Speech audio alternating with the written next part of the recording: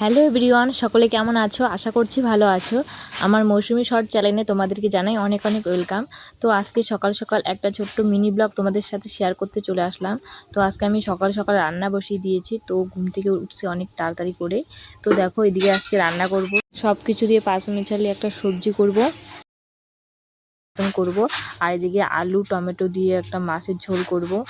তো মিক্সচারের জন্য এই যে এদিকে সব কিছু রেডি করে রেখেছি, লঙ্কা আদা পেঁয়াজ কচানো আর টমেটো সব কিছুই আছে। আর এদিকে বেগুন দিয়ে মাছের তেল করব।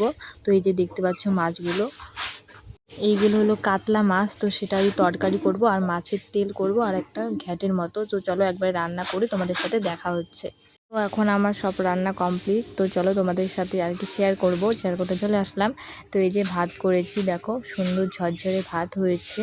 তো তারপর এদিকে পাঁচমেশালি সবজি দিয়ে একটা তরকারি মতন করেছি, নিরামিষ তরকারি, এটাও খুব ভালোই হয়েছে।